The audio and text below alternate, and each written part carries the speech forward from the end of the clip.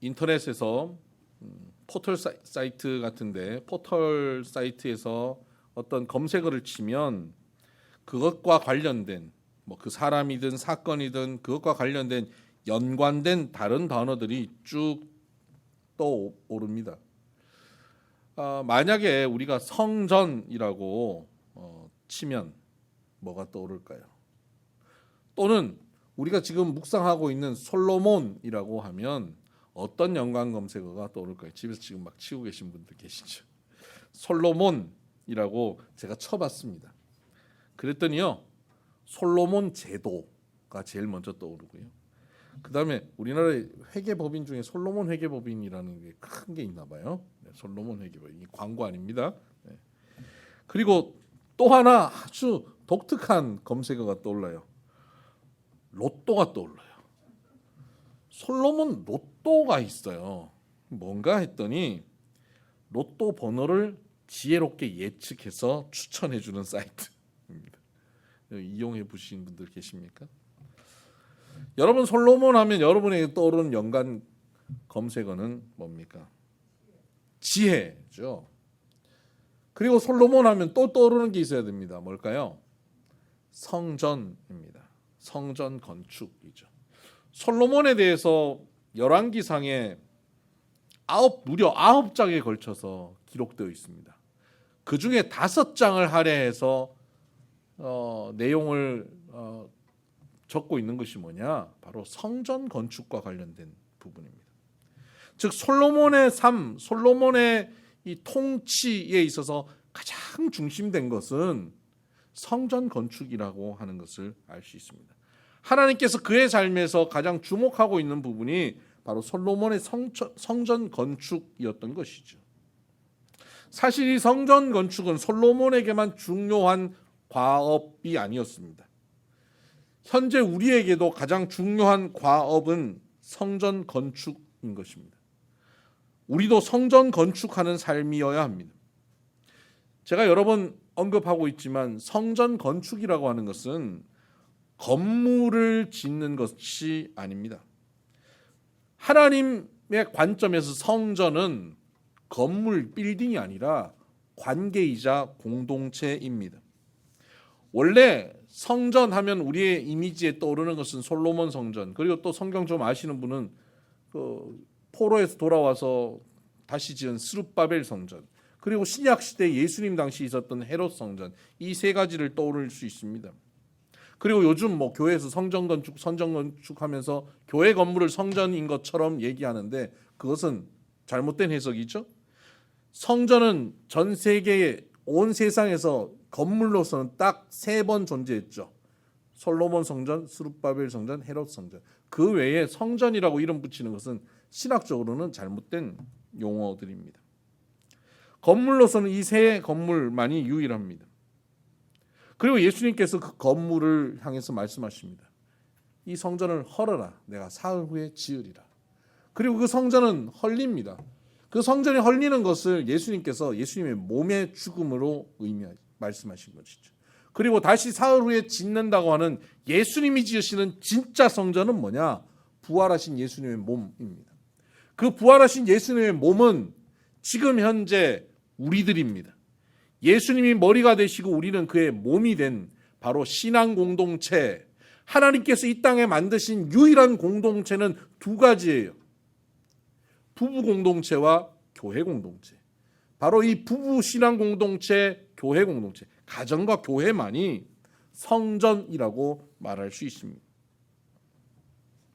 우리는 주님의 몸된 신앙 공동체, 교회 공동체입니다. 그래서 주님께서는 우리에게 말씀을 통해서 이렇게 권면하십니다. 너희가 성전인 것과 너희 가운데 성령이 거하시는 것을 알지 못하느냐라고 말씀하십니다. 우리가 성전이고 성령이 우리 가운데 거하시는, 우리는 참으로 거룩한 존재이며 거룩한 공동체인 것을 믿으시길 바랍니다. 오늘 이 사실에 아멘 하기에 좀 껄끄러운 가정들 계십니까? 오늘 아침에 티격태격 하시고 뭐 그러셨던 가정들 계십니까? 그래서 예배 드리면서 서로 눈길도 안 주고 계신 부부들 혹시 계세요? 근데 여러분 가정이 성전입니다. 아멘이 잘 안 나옵니까? 오늘 말씀을 통해서 너희가 성전이다라고 하신 이 말씀이 어디에 기록되어 있냐면 고린도전서에 기록되어 있습니다. 이게 굉장히 큰 은혜입니다. 고린도 교회 교인들을 향해서 너희가 성전이라고 말씀하고 계시는 겁니다. 고린도 교회는 당시에 타락하고 무너지고 무질서하고 다툼과 분열이 많고 세속적인 욕심과 음행이 가득한 교회였습니다. 겉보기는 참 초라한 저게 뭐 교회야 할 만한 교회가 고린도 교회였습니다. 그런데 그 고린도 교회를 향해서 하나님은 말씀하십니다. 너희가 성전이다 라고 말씀하시는 것이죠. 여러분, 고린도 교회가 성전이면 우리도 당연히 성전이고 여러분의 가정도 당연히 성전이어야 하는 것입니다. 비록 초라하고 연약한 우리들이라 할지라도, 비록 저 모습이 무슨 교회라고 할 수 있나, 저게 무슨 집사라고 할 수 있나, 저러고 권사라고 할 수 있다라고 집에서 남편이 아내가 서로를 비난하고 그런 정도의 가정이라 할지라도 그것이 성전입니다. 우리 교회가 성전이고 우리 가정이 성전인 것을 믿으시기를 바랍니다. 여러분, 성전이면 하나님과 만나는 거룩한 교제의 장소입니다. 원래 우리는 죄인이어서 하나님과 만나는 것이 불가능하지요. 그런데 하나님의 은혜로 성전에서 예배하며 하나님과 만나게 되는 것입니다. 그리고 우리를 거룩한 백성 삼아 주시게 되는 겁니다. 그리고 그 성전에서 예배하는 그 백성들에게 하나님은 더 큰 은혜를 베푸시고 하나님의 힘과 지혜와 사랑을 공급하시고 그 백성들을 하나님의 말씀으로 인도하여 주십니다. 하나님과 분리되어 살아가는 헤매고 사는 어리석고 죄인된 우리들을 성전에서 하나님이 만나주시고 하나님과 일치된 삶으로 우리가 살 수 있도록 길을 열어주시는 것입니다. 이것이 성전입니다. 바로 이 성전을 오늘 우리가 이루어가는 것입니다. 가정과 교회 공동체를 통해서 우리는 이 성전을 이루는 거예요. 어떻게 우리가 이 성전을 이루어갈 수 있을까요? 오늘 솔로몬이 성전을 건축하고 있는 이 내용들을 좀 살펴보면서 첫 번째 성전을 어떻게 짓는지를 보면서 하나님이 정말 세우시고자 하는 성전인 우리 가정과 교회 공동체를 어떻게 세워야 될지를 좀 우리가 묵상하는 시간이 되었으면 좋겠습니다. 첫 번째 솔로몬이 성전을 짓는 성전 건축에 있어서 첫 번째 팁은 솔로몬 혼자서 지은 것이 아닌 겁니다. 더군다나 솔로몬이 짓기 전에 이미 지어지기 시작한 것이 솔로몬 성전입니다. 우리는 솔로몬 성전이라고 해서 솔로몬이 혼자 독자적으로 지었다고 생각하지만 그렇지 않습니다. 솔로몬의 성전은 솔로몬이 꿈꾸기 전에 다윗이 꿈을 꾸었습니다. 다윗이 간절한 열망으로 이 성전을 짓기 원했습니다. 하나님께서는 다윗에게 네 아들 솔로몬이 지을 거라고 말씀하셨습니다. 그래서 그는 자기가 직접 이 성전을 직접 지을 수 없는 상황임을 인식하고 그는 성전 건축을 포기하지 않았습니다. 그것을 인식하고 그 꿈을 자기 안에서 최선을 다해서 이루기 위해서 뭘 해야 되는지를 생각한 것이죠. 그것은 성전 건축에 대한 꿈을 백성들과 공유하는 것이고 비전을 함께 나누는 것이며 성전 건축을 위해 아들이 건축하기 위해서 미리 준비해 두는 것이었습니다. 성전 건축의 기초 작업을 한 것이죠. 다윗은 역대상 29장 2절과 5절, 2절에서 5절을 한번 보십시다. 역대상 29장입니다. 역대상 29장 2절에서 5절까지 말씀입니다. 내가 이미 내 하나님의 성전을 위하여 힘을 다하여 준비하였나니 곧 기구를 만들 금과 은과 놋과 철과 나무와 또 만호와 가공할 검은 보석과 채석과 다른 모든 보석과 옥들이 매우 많으며 성전을 위하여 준비한 이 모든 것 외에도 내 마음이 내 하나님의 성전을 사모함으로 내가 사유한 금, 은으로 내 하나님의 성전을 위하여 드렸노니 금 오빌에 금 3,000달란트와 수는 7,000달란트라 모든 성전 벽에 입히며 금은 그릇을 만들며 장인의 손으로 하는 모든 일에 쓰게 하였노니 오늘 누가 즐거이 손에 채워 여호와께 드리겠느냐 하는지라. 다윗은 솔로몬이 지을 수 있는 이 성전을 위해서 자기의 재산을 내어놓습니다. 많은 것들을 미리 준비하고 있습니다. 그리고 거기서 끝나지 않습니다. 자기가 솔선수범해서 이것을 준비하면서 이 성전 건축의 꿈을 백성들과 공유합니다. 누가 즐거이 손에 채워 여호와께 드리겠느냐라고 백성들과 꿈을 공유할 때 6절 이하 이에 모든 가문의 지도자들과 이스라엘 모든 지파의 지도자들과 천부장과 백부장과 왕의 사무관이 다 즐거이 드리되 하나님이 성전 공사를 위하여 금 5,000달란트와 금 10,000다리 은 10,000달란트와 놋 18,000달란트와 철 100,000달란트를 드리고 보석을 가진 모든 사람은 게르손 사람 여히엘의 손에 맡겨 여호와 성전 곳간에 드렸더라. 백성은 자원하여 드렸으므로 기뻐하였으니 곧 그들이 성심으로 여호와께 자원하여 드렸으므로 다윗 왕도 심히 기뻐하니라. 억지로 거둬들인 것이 아닙니다. 다윗은 자기가 기쁨으로 드렸고 이 기쁨을 백성들과 공유했을 때 백성들이 자원하여서 함께 이 기쁨에 참여합니다. 그렇게 어마어마한 물질을 준비하여서 성전 건축을 위해 미리 그들이 예비하고 있는 것입니다. 이 물질만 예비한 것이 아닙니다. 28장 역대상 28장 11절 보면 거기 바로 앞이죠. 다윗이 성전의 복도와 그 집들과 그 곡간과 다락과 골방과 속죄소의 설계도를 그의 아들 솔로몬에게 주고 또 그가 영감으로 받은 모든 것 곧 여호와의 성전의 뜰과 사면의 모든 방과 하나님의 성전 곡간과 성물 곡간의 설계도를 주고 그랬습니다. 성전의 설계도를 영감으로 받아서 솔로몬에게 넘겨주는 것입니다. 다윗은 하나님을 예배하는 성전을 꿈꾸었습니다. 얼마나 간절하게 꿈을 꾸었는지 하나님께서는 그의 손으로 직접 짓게 허락은 하지 않으셨지만 그가 영감을 받아 설계하도록 허락하셨습니다. 하나님의 설계도를 다윗의 손에 주셔서 설계도를 통해서 그 성전을 보게 한 것입니다. 그리고 많은 물질을 내고 많은 백성들이 자원하고 기쁨으로 참여하도록 그가 기초 작업을 마련하였습니다. 나중에 솔로몬이 성전을 짓는데 이런 기초가 있었으니까 얼마나 쉽게 지을 수 있었겠습니까? 오늘 우리의 성전도 마찬가지입니다. 우리 가정과 교회 공동체도 나 혼자 세워가는 게 아닙니다.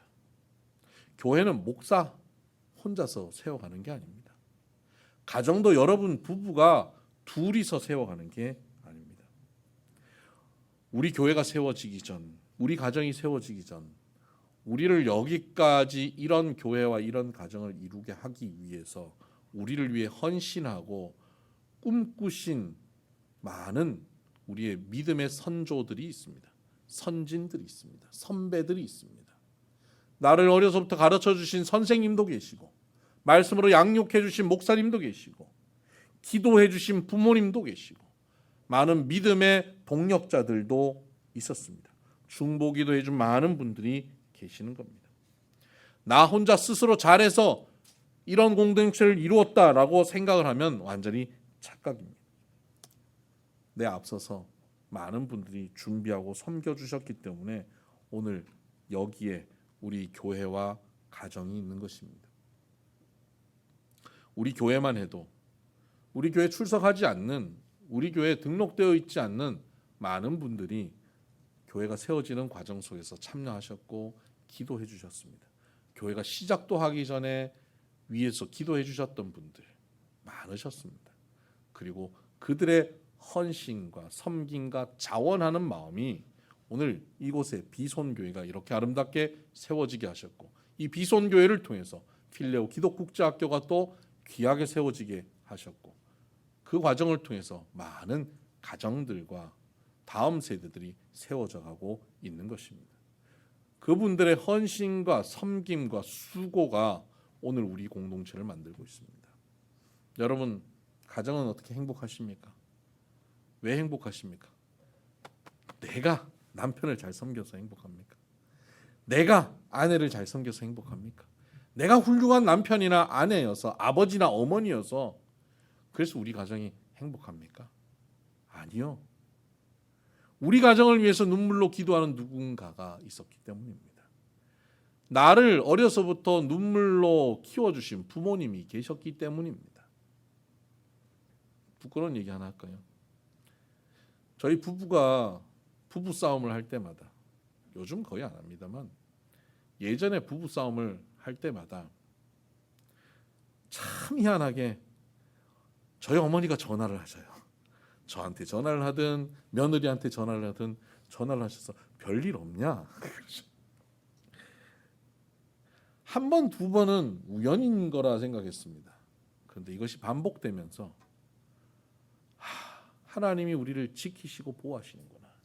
우리 가정을 어머니의 기도 가운데 지키시는구나 하는 것을 깨달을 수 있었습니다. 여러분의 가정을 여러분 스스로가 지키고 세웠다고 생각하시지 마셔야 합니다.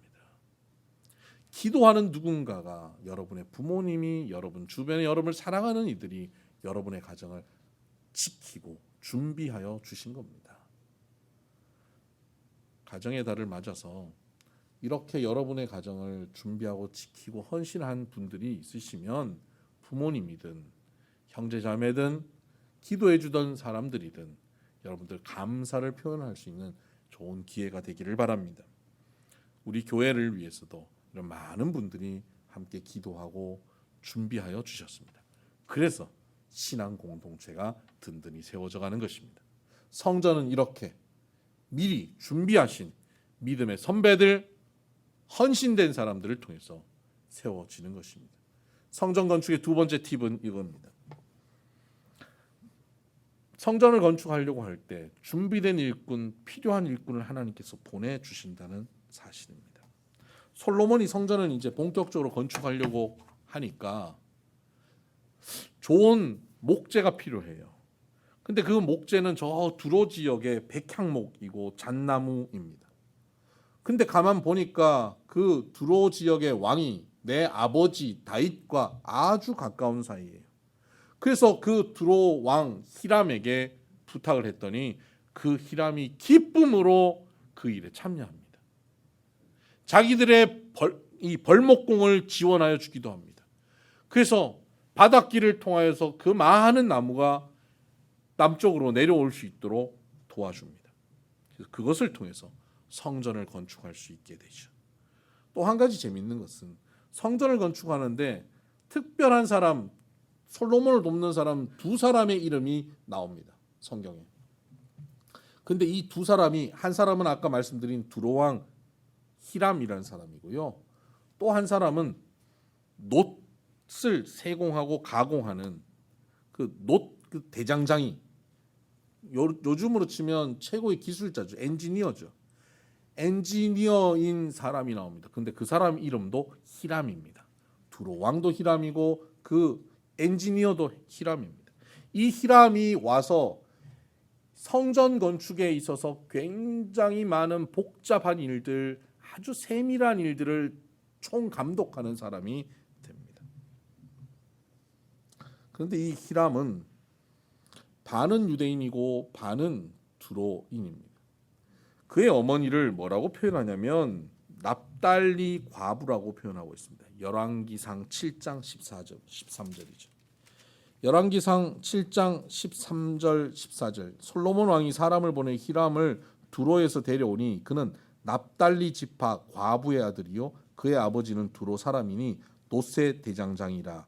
이 히람은 모든 놋 일의 지혜와 총명과 재능을 구비한 자이더니 솔로몬 왕에게 와서 그 모든 공사를 하니라.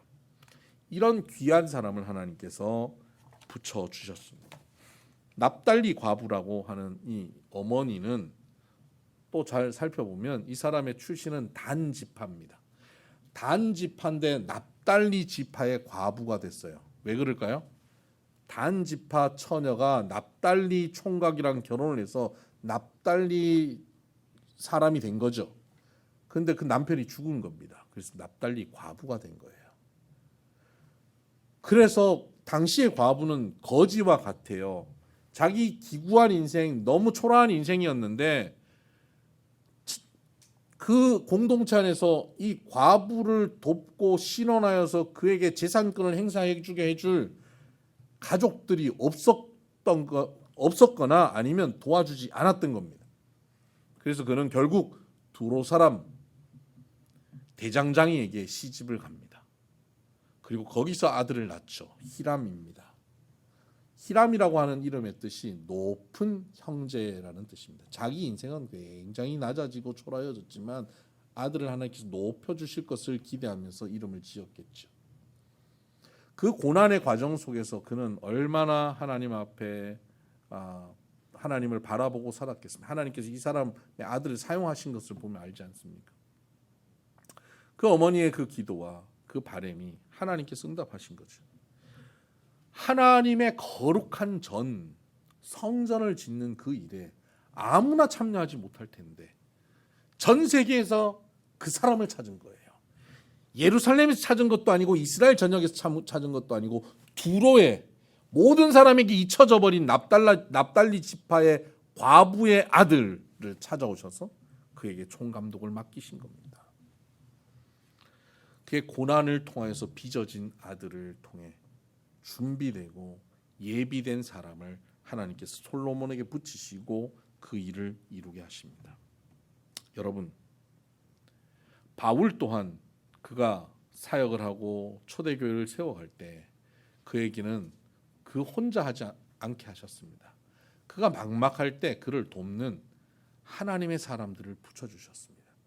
고린도 지역에 가서 복음을 전할 때 바울은 두렵고 떨렸습니다.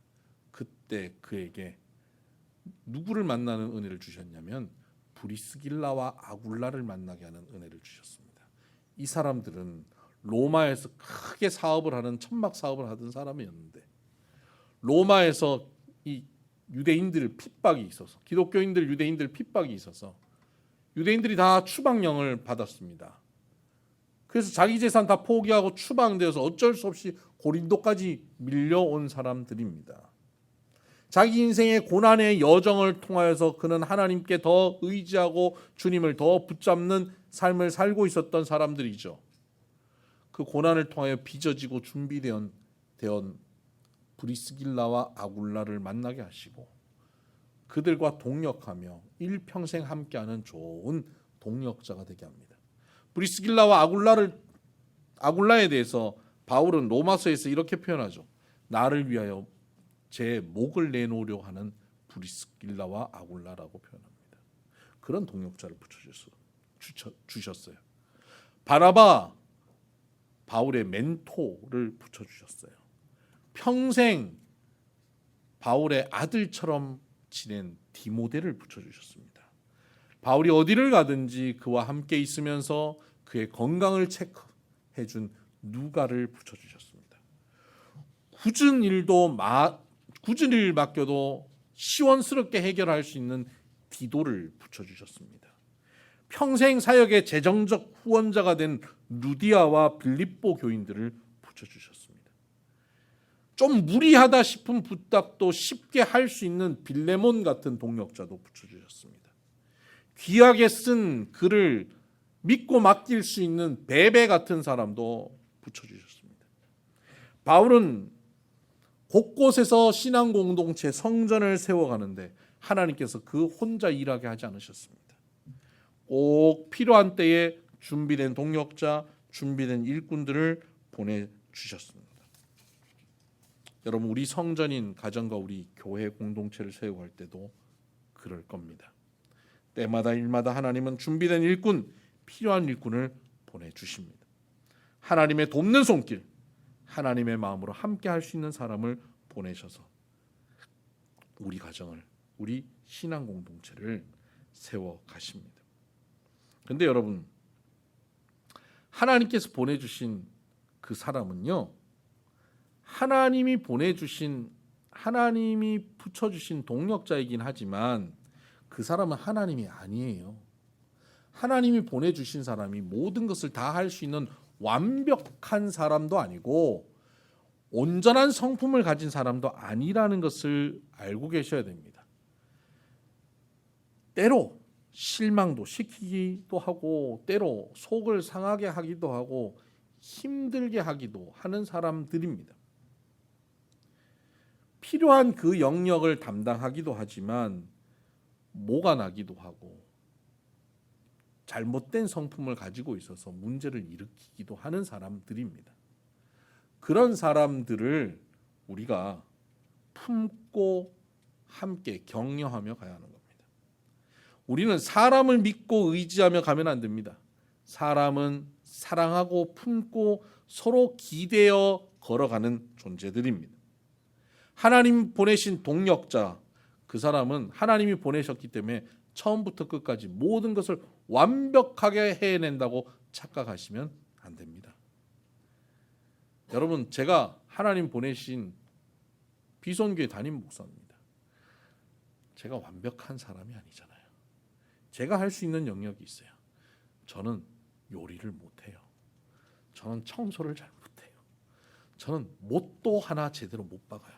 손을 박아버려요. 제가 할 수 있는 일이 몇 가지 없어요. 기타도 잘 못 쳐요.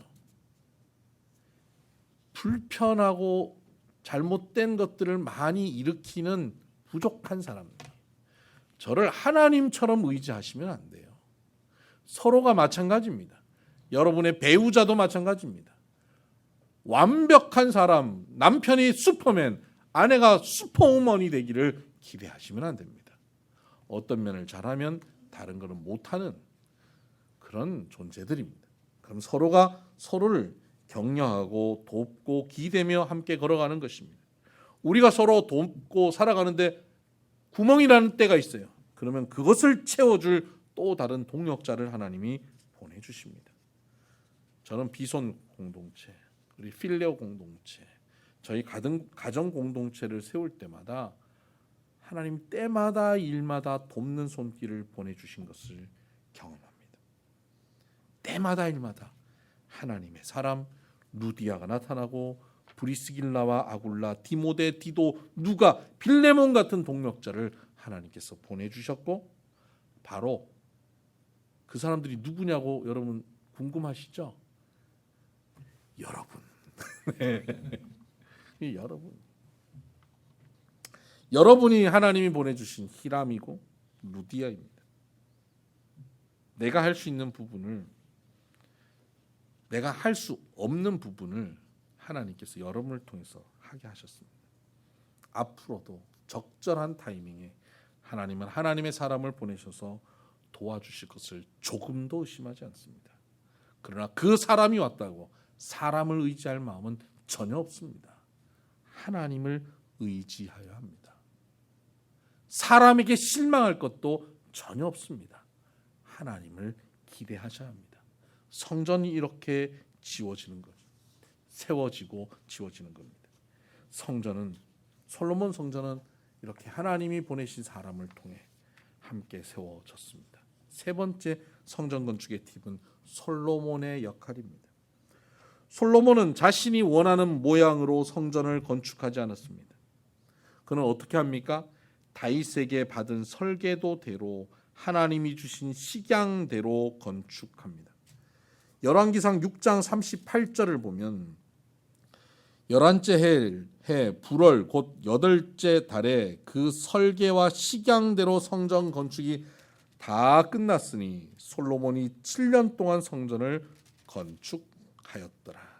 식양과 설계대로 건축하였다 기록되어 있습니다. 오늘 우리가 읽었던 본문 6장 12절 이하, 내가 지금 이 성전을 건축하니 네가 만일 내 법도를 따르며 내 율례를 행하며 내 모든 계명을 지켜 그대로 행하면 내가 내 아버지 다윗에게 한 말을 내게 확실히 이룰 것이요 내가 또한 이스라엘 자손 가운데에 거하며 내 백성 이스라엘을 버리지 아니하리라 하셨더라. 하나님께서 말씀하신 설계와 식양대로 뿐만 아니라 하나님이 말씀하신 율법대로, 말씀대로 건축을 하는 것입니다. 그렇게 하면 하나님의 복이 너희들에게 나타난다는 것입니다. 여러분, 건축하시는 분들이, 공사하시는 분들이 자신의 눈대중으로 대충 하면 어떻게 됩니까? 삼류 건축물밖에 나올 수 없습니다. 완벽한 건축물, 아주 좋은 건축물이 되려면 최고의 설계가가 설계한 것을 철저하게 따라야 됩니다. 내 눈으로 볼 때는 이거보다 더 짧게 해야 되는데, 길게 해야 되는데, 두껍게 해야 되는데, 눈으로 보는 눈대중으로 대충 하면 큰일 납니다. 그러면 제대로 된 건물이 세워질 수가 없습니다. 우리의 신앙 공동체, 가정과 교회도 성전인데 이 관계 공동체를 세워가는 데 있어서 우리가 공사하는 현장에서 사는 사람으로서 우리의 입장이 어떠해야 합니까? 내 느낌과 내 경험으로 공동체를 만들어 가려 하면 안 됩니다.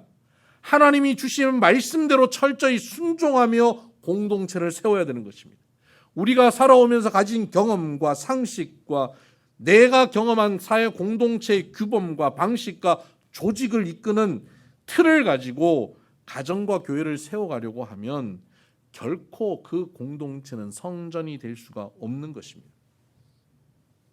각자가 경험한 방식대로 성전 공동체 세우려는 태도를 버려야 합니다.